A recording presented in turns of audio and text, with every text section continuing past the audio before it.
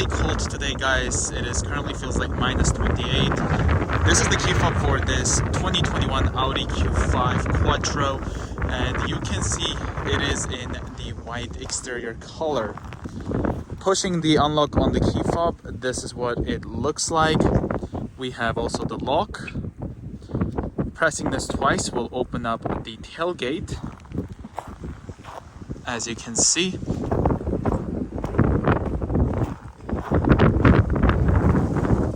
Quite a bit of cargo room. Underneath here, you can find the spare tire, as well as the jack and the tools needed. First aid kit, privacy cover. So if there's quite a bit of wind, I do apologize. This is a rental vehicle, so I'm trying to get this done for you guys. Closing the tailgate, it is automatic. There's lights built in over here for the reverse. And also, if you have the tailgate open, the hazards will still need to be illuminated, which is down there. Audi logo in the middle. There's this chrome strip that goes underneath the taillights. Rear glass wiper. Q5 badge, as well as the Quattro. There's the covered exhaust tip looking things, and then underneath is the actual exhaust. The fuel door is in the passenger side, locks with the key fob, as you can see. Premium 91.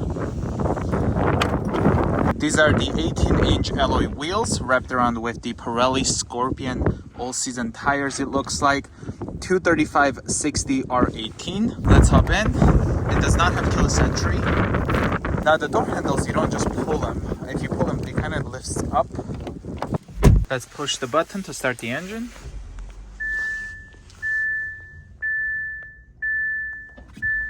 Turn on the hazards, as well as the headlights. Looks like it has some fog lights. We'll look at that in a moment. This is where the blind spot mirror lights illuminate. LED headlights. Really like the taillights and also how the turn signals and hazards look. I think it looks pretty nice. And you can see it looks like the bottom ones just light up. And I'm assuming if I open the tailgate, you can see the hazards are now on the bumper. So that way, you can see the taillights are gone when you open the tailgate. This way you can still be visible to other road users. LED light there as well. Here's kind of what it looks like.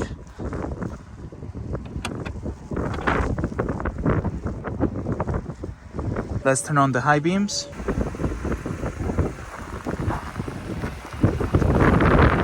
Let's quickly look here in the back. Here's the door. It does have power windows, so one touch.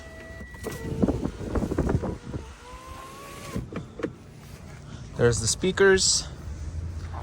Pockets behind the driver as well as the passenger seat. Here's the rear seats.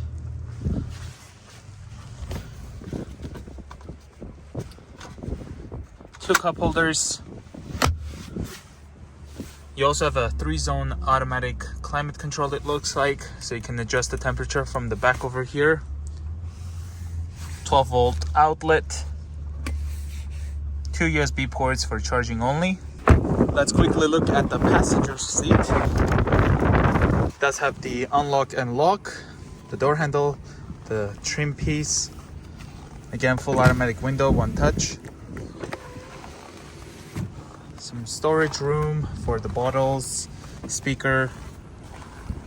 There's the trim piece as Quattro right there. The passenger seat is power adjustable, so you can adjust it whichever way you like.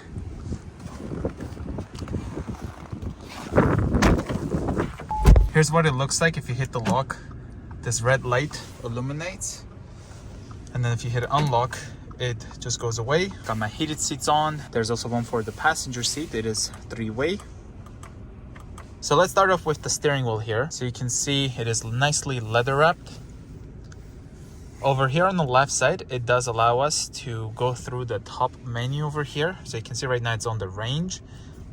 And then we can go over here to the media source. Using this, you could kind of scroll through and then press down for OK. There's the right. Please connect the mobile device. Now, once you're here on the fuel economy range, you can use this to scroll down. And actually, it starts here with the date and time. Then you just simply scroll down and reveal some consumption information, short-term memory, long-term memory, energy consumption, and then of course the driver assistance features. Then you have a menu button, and then of course back. On the left side here we have the coolant temperature, tachometer. On the right there's the speedometer as well as the fuel gauge. You can see indicating that the fuel door is on the passenger side. Pressing this resets your trip computer, which is right there. Pressing this will switch between like a media. Then we have here for the telephone, voice, help. You can say what is on the display. Say correction if you would like to go back a step. This over here, which you can go between the tracks, so going back, forward, mute, as well as volume up and down with the scroll wheel here. Left side here, you have the high beams. You can flash them like that or turn them on when the headlights are on. Turn signals, of course. Pushing this over here turns on and off the lane keeping assist. So you can see right there. Pedal shifters behind the steering wheel. Cruise control, so you have the set, speed up and then down, and then you can kind of cancel it and then resume it. This over here comes out and you can adjust the gauge lighting, so you can make it brighter and dimmer. So let me see if I can show it on this one. First I gotta turn on the lights into on.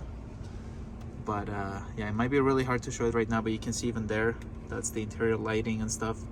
You just adjust it with this knob over here to your likings, and then you just push it back in there. There's the window controls, and then this over here, I believe is for like a child lock. So let me just unlock the doors here and push this down. I heard a click. Let's see if I can open this. Yeah, that door isn't opening. And then if I turn it off, it opens. So you can have your child lock for each door just from here. Here's the mirror control, so you can turn it to the left and then adjust that.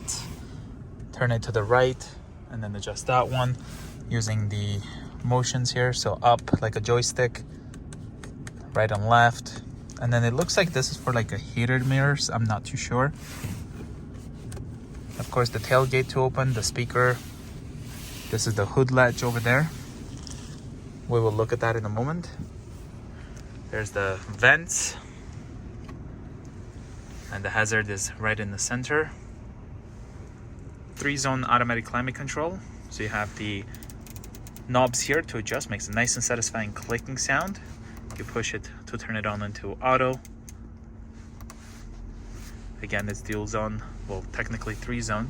So each one can have their own temperature. Now, if I slide my finger on this, you can see it's highlighting what other options are.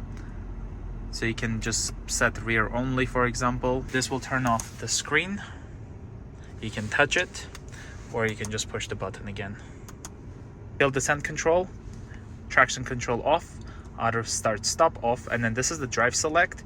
So we can go in between modes. So there's the auto that we're currently on, and then we have dynamic, so it's more like a sportier one, and then we have individual, off-road, which does limit the stability, as you can see, as a warning there, and then comfort, of course. So I just have this on auto for now. USB port, this is here some small storage space. You cannot fit a iPhone 13 Pro Max over here. This is the volume knob, so it shows it right there. You can also go right and then left to switch between songs, and then push this down for mute, and then you can hold it to completely turn the screen off. Some storage space over here, gear selector. Now pushing my foot on the brake, pushing this, I can shift down here for drive, and then pushing it to reverse, we'll hear a beep. The backup camera turns on, and then you can also just go down like that to put it in neutral, and then push this to put it in park. This is the electronic parking brake, so pulling up will set the parking brake, and then to turn it off we have to push the brake and then push down on that, and that will turn it off. Storage, where I just put my sunglasses for now, and then if you slide this, you have 2 cup holders, and then if you don't need the cup holders, there's that storage again. But the thing is, this is a really small spot. There's a USB-C port. But yeah, pretty much you can't really have anything big in here if you want to use your cup holders. Look how much small storage space you have. So that's something to note for. And honestly speaking, I do not like how the cup holders are over here. I actually prefer them here. Every time I try to grab the coffee, I have to kind of reach it in a much less convenient way. I prefer cup holders in the middle here or somewhere here. This is, in my opinion, too far back. So yeah, this slides in, and then something nice is that this armrest is actually adjustable, so you can have it down like that, have it up like this, and then it kind of stays there, you can see. So whichever way you prefer, you can do so. Lockable glove box compartment, and then of course there's a 12-volt outlet that I have a temporary dash cam at the moment. Here you can see it does have a compass on the rear view mirror. Something really awesome is this. Instead of pushing the light, you just kind of touch it and then it turns it on. So you don't have to push anything, you just touch it. This will turn on all of them, including the rear ones.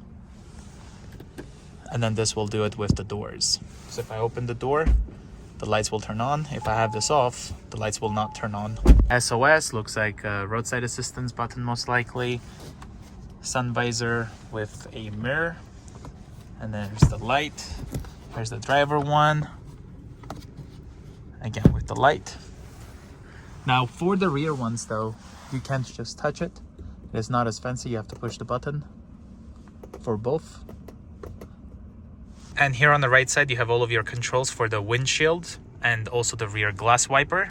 So pulling this will wash the front windshield. Pulling it forward, it will do the rear and then like spray some windshield fluid. This is to just do it one wipe. You can then just push this to do one wipe on the rear one. And then here it's on auto. You can adjust the sensitivity. The backup camera, you can see the guidance lines are turning with the steering wheel. Here's the infotainment system. We have radio, source, we have FM, Sirius XM, online AM, search, and then last stations and favorites. Here we have media. This car does have wireless Apple CarPlay, so you do not even have to have your USB-C to Lightning cable in hand to use CarPlay. It's wireless, that's nice. You can also have Bluetooth streaming as well as a USB, looks like. Phone for hands-free use. Navigation, this one is missing it, so I was just using Apple CarPlay for navigation. Phone apps, vehicle.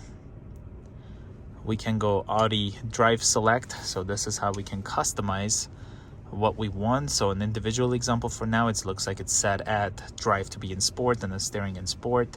That's pretty much what it does. That's what it looks like when there's a car in your blind spot, and if you indicate, that starts like flashing pretty rapidly to let you know someone's there. Wiper change position, so if you do this, it puts the wipers like this, so that way you can easily change your wiper blades. And then once you turn it off, it goes back down. So yeah guys, that's pretty much it for the quick review of this 2021 Audi Q5 Quattro. If you guys are new to the channel, consider subscribing, and I'll see you guys in the next one. Bye guys.